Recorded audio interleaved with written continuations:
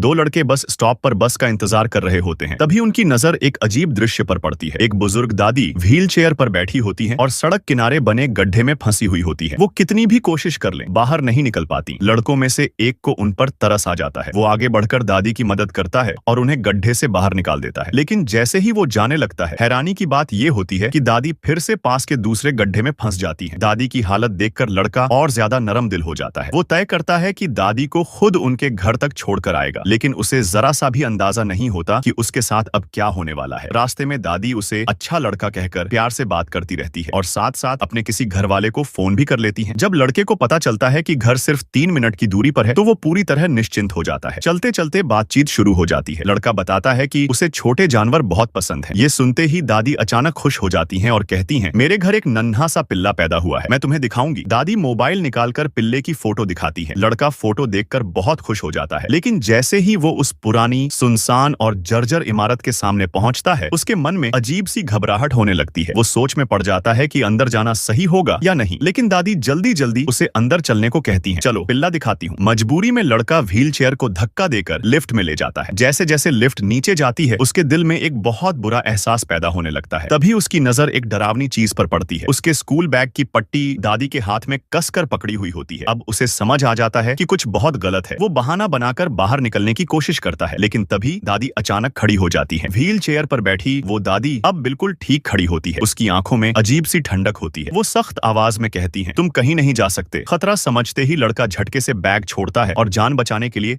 भाग खड़ा होता है। तभी लिफ्ट से कुछ लोग बाहर निकलते हैं। लड़का पूरी ताकत से बाहर की ओर दौड़ता है। बस दरवाजे तक पहुंचने ही वाला होता है कि एक लड़का उसे जोर से पीछे धक्का दे देता है। अगले ही पल वो सब उसे पकड़ लेते हैं। और सबसे डरावनी बात ये होती है, ये वाला वही लड़का होता है जो थोड़ी देर पहले उसके साथ बस स्टॉप पर खड़ा था। लेकिन ये सच्चाई वो कभी जान ही नहीं पाता। नेक्स्ट पार्ट के लिए सब्सक्राइब कर लो।